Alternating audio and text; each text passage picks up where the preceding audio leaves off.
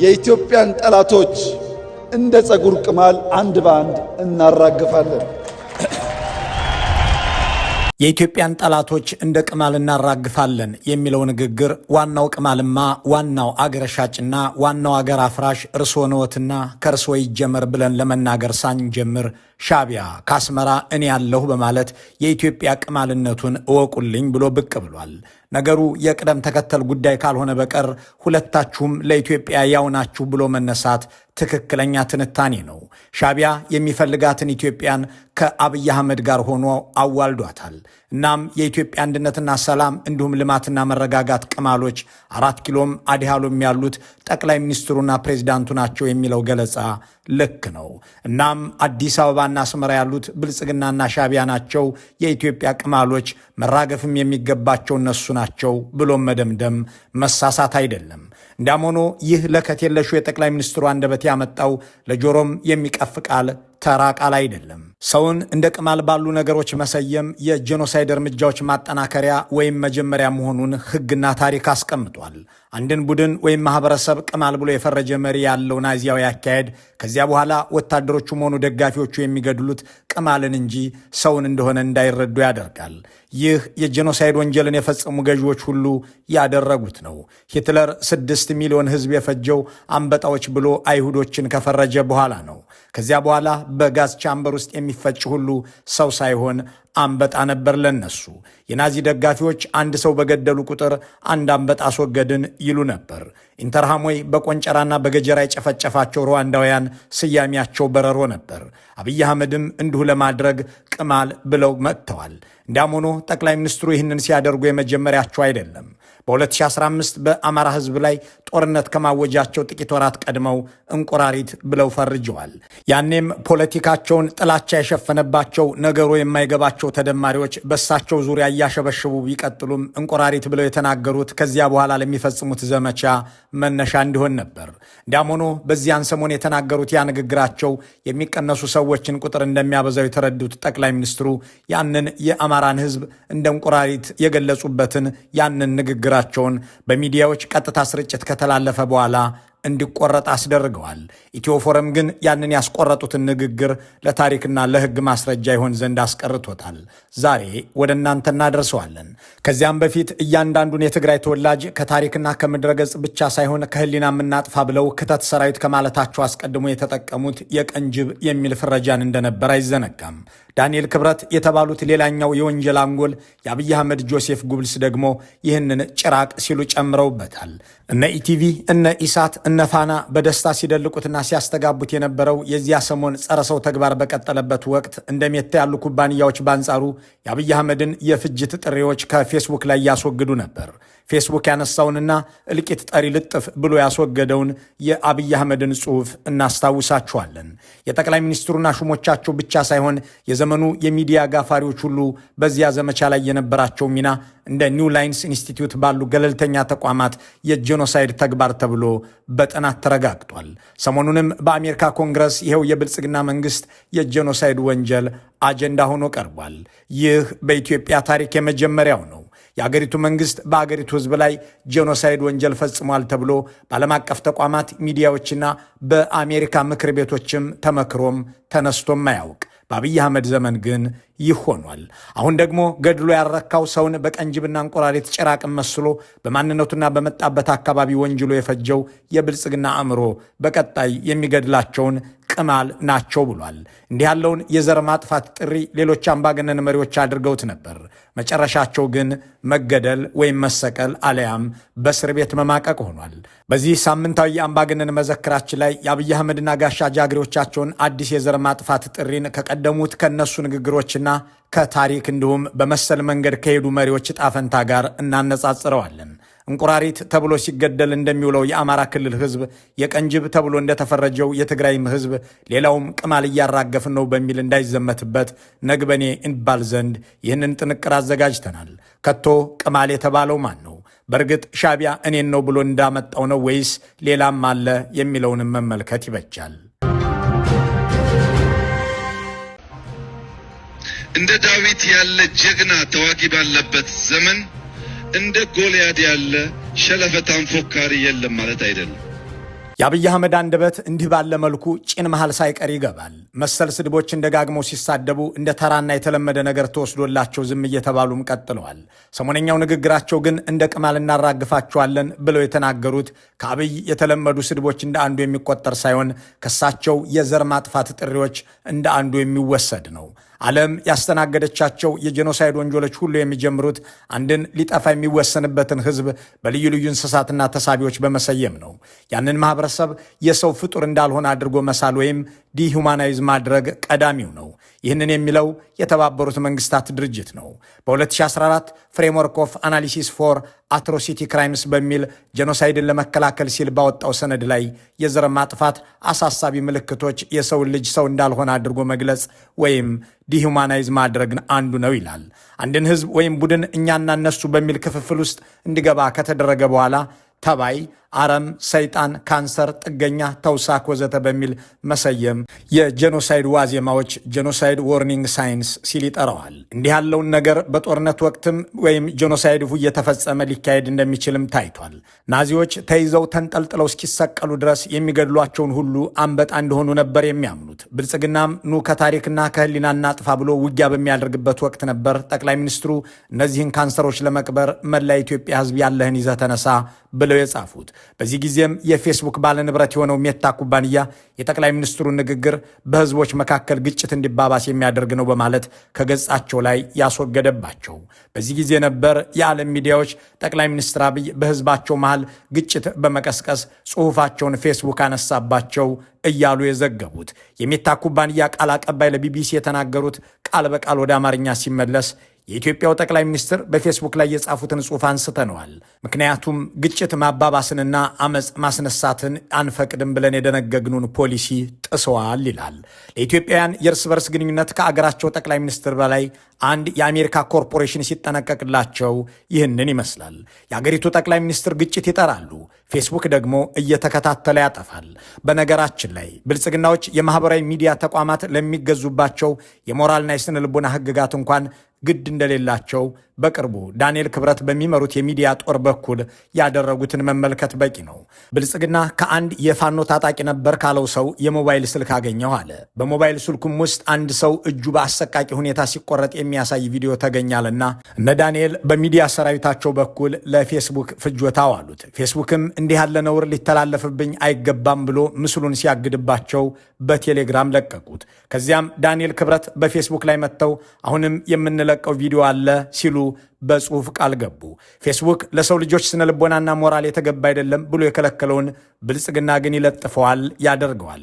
ፌስቡክ ይህንን ምስል ማየት ለኢትዮጵያውያን የሚገባ አይደለም ብሎ ሲያግድ፣ እነሱ ግን በቴሌግራም እንለቃለን ብለው ይቀሰቅሳሉ። አንድ የአሜሪካ ኩባንያ ለኢትዮጵያውያን አንድነትና ሞራል ሲል የጠቅላይ ሚኒስትሩን ፌስቡክ ፖስት ሲያነሳ፣ ለህዝብ ስነ ልቦና ሲል የሚለጠፍን ቪዲዮ እንዳይሰራጭ ሲያግድ፣ የብልጽግና ሹማምንት ግን ህዝብን ማጋጨትና መውጋት ስራቸው ሆኖ የዘር ማጥፋት ፍረጃዎቻቸውንም ያሰራጫሉ። ለዚያም ነው ሰሞኑን እንደ ቅማል እናራግፋቸዋለን፣ ለዚያውም አንድ በአንድ እያሉ ሲናገሩ የተደመጡት። ይህንን የዘር ማጥፋት ጥሪ ግን አሁን የጀመሩት አይደለም። ያኔ 95 የሚለው መንጋዊ ጥሪ በግብፅ ገንዘብ በሚደገፈው ኢሳት በኩል ከቀረበበት ጄኖሳይዳዊ ዘመቻ ጀምሮ ያኔ ደጋፊዎቻቸውና የአገዛዙ ባለስልጣናት ደጋግመው ሲያደርጉት የነበረ ነው። ለአብነት የአማራን ህዝብ እንቁራሪት ብለው የተሳደቡበትን እናስታውስ። በ2014 የአማራ ህዝብ በተለያዩ ከተሞች ሰላማዊ ሰልፎችን በማድረግ መንግስት የሚፈጽምበትን በደል እንዲያቆም የሚማጸንበት ወቅት ነበር። ያኔ በትክክል የአማራ ህዝብ ፍላጎቶችና የአብይ አማራ ጥገኛ ባህሪ ጎራውን የለየበት ወቅትም ነበር። የአብይ አማሮችን ከሳቸው ወገን እንዳሰለፉ ያወቁት ጠቅላይ ሚኒስትሩም በዚህ ወቅት ህዝቡን እንደ እንቁራሪት ብለው ጮሁበት። እኔ እያዋረዳችሁና እያንኳሰሳችሁኝ ክብር አልሰጣችሁም ብለውም በዚያ እስኪ አብይን የሚቃወም እጅ ያለው ያውጣ እያሉ ባፌዙበት የብልጽግና ጉባኤም ብለው በጠሩበት መድረክ ላይ ተናገሩ። ንግግራቸው በቀጥታ ስርጭት ላይ ከተላለፈ በኋላ ከሚዲያዎች እንዲቆረጥ ተደረገ። ኢትዮፎረም ግን አስቀርቶታል። ተቆርጦ የወጣውንና ዋናውን ንግግር ከተነገረበት አውድ ጋር አንድ ላይ አያይዘነዋል። እንደሚከተለው ተከታተሉት። ሌላው ክልል ለራስ ስትል አማራ ሰላም አግኝቶ ወደ ልማት እንዲሄድ ልጆቹ ግራውንድን ሆነው ማሰብ ልጁ ዝም ብሎ ሆያውዬና የዩቱብ ጫወታ ትተው በሰከነ መንገድ በማሰብ እንዲሰሩ ማገዝ አለባቸው። አንድ ሰው በአንድ ኩሬ አካባቢ ነው ቤቱ፣ መኖሪያ ቤቱ። አንድ አርሶ አደር ማታ ማታ ከዛ ኩሬ ውስጥ እንቁራሪት መከራውን ተበላዋለች። እየጮኸች በጣም ይጮሁበታል። አይተኛም። ድምጿ ብዙ ነው። ሲነጋ ብዙ የለም። ለሊት ሲተኛ ደግሞ ጩኸታቸው መከራ እና ወደ ከተማ ወጣ ብሎ ለአንድ ሆቴል በየቀኑ 500 እንቁራሪት አቀርብልሃለሁ ትገዛኛለህ ወይ ይለዋል። ከተማውም ደስ አለው። እንደዚህ ስለማይገኝ ካለህም አምጣ ገዛለሁ ይለዋል። እሺ ብሎ ፎክሮ ያኛው ግለሰብ ወደ ሰፈሩ ሄዶ ቀኑን ሙሉ ሲያስስ 2 እንቁራሪት ብቻ ነበሩ። ፈልጎ አጣ። ወደ ሰውየው ጋር ሄዶ 2 ዴሊቨር ሲያደርግ እንዴ 500 ብለኸኝ የለም ወይ ይለዋል። ማታ ማታ ሲጮህ እኮ እሺ ይመስላል።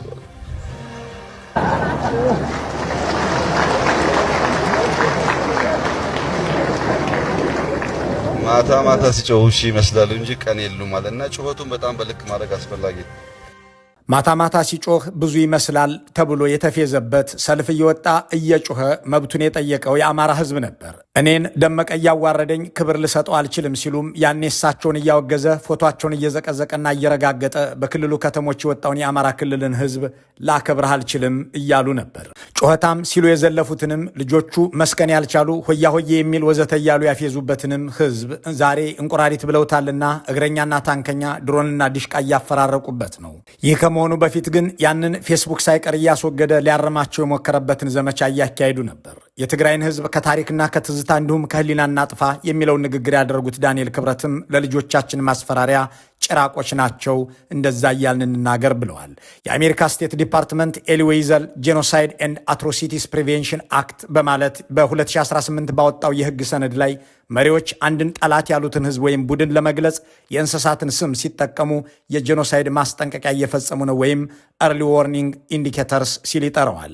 ለዚያም ይመስላል ዳንኤል ክብረት እነዚህን ጭራቆች ትዝ እንዳይሉን እናጥፋ ሲል የአሜሪካ መንግስት በወቅቱ የጄኖሳይድ ጥሪ ነው እናስተባብል ሲል መግለጫ ወጣባቸው። በዚያው ሰሞን ነበር የአሜሪካ መንግስት የኢትዮጵያ ባለስልጣናት ወደ አገሬ እንዳይገቡ ብሎ ስም ዝርዝራቸውን ለኤምባሲ የላከው። ዳንኤል ክብረትም ወደ ስልጣን ከመምጣታቸው በፊት እንደ ውሃ ቀጂ መላለሱባት የነበረችውን አሜሪካ ረግጠዋት አያውቁም። ያንን ንግግር ከተናገሩ በኋላ ምናልባትም እንዳትመጣብኝ ከተባሉት ውስጥ አንዱ ሊሆኑ ይችላሉ።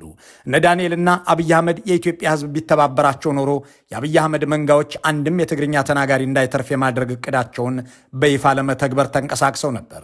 ለአገሪቱ ህዝብ ያቀረቡትም ጥሪ በእያንዳንዱ መንደርና ሰፈር ያለውን የትግርኛ ተናጋሪ ብቻ ሳይሆን በእንጀራ አባቱም የትግራይ ሰው የሆነን ሁሉ እየገደለ አስከሬን እንዲጥልላቸው ነበር። ይሁን እንጂ ይህንን ተግባር በወሳኝነት ያከናወነው የመንግስት መዋቅርና መንግስት ነበሩና የኢትዮጵያ ህዝብ እንደተመኙት በወገኖች ላይ ሲጨክን አልተገኘም። የብልጽግና ሹሞች አረም፣ ካንሰር፣ ጭራቅ፣ የቀንጅብ ያሉትን ህዝብ ትግራይ ገብተው ገድለው የቀረው በመድኃኒት እጦትና በረሃብ እንዳልቅ ለ2 ዓመት ዘግተውበታል።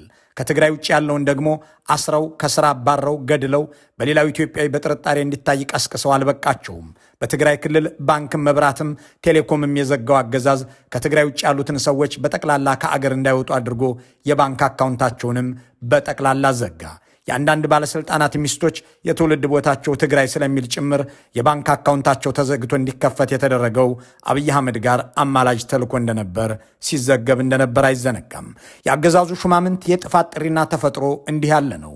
ዘንድሮ ቅማል የሚል የጄኖሳይድ ዘመቻ ይዘው ሲመጡም እስከዛሬ የቀንጅብና እንቁራሪት እያሉ በእንስሳትና በነፍሳት ሰይመው እንደገደሉት ሁሉ በቀጣይም ቅማል እያሉ የሚያራግፉት እንደሚኖር እወቁልን ብለዋል። ለዚህም ከዚህ ቀደም የፕሮፓጋንዳ ሎሌዎቻቸው 95 ለ5 እያሉ እንዳስተጋቡት ዘንድሮ ደግሞ 200 ሚሊዮን ለ2 ሚሊዮን 3 ሚሊዮን ለ130 ሚሊዮን የሚል ቋንቋ ጀምረዋል። በየዓመቱ ኢትዮጵያ 3 ሚሊዮን ሰው ገደማ ትጨምራለች። በየዓመቱ አንዳንድ ኤርትራ ትጨምራለች። በስተኛ የባህር በር ኢትዮጵያ መዘጋት አይገባትም። ህዝባችን አሁን 130 ሚሊዮን ነው። በሚቀጥሉት 25 ዓመታት 200 ሚሊዮን ይሆናል። እንዴት በ2 ሚሊዮን ማህበረሰብ ጥቅም የ200 ሚሊዮን ህዝብ ጥቅም ይዘጋል?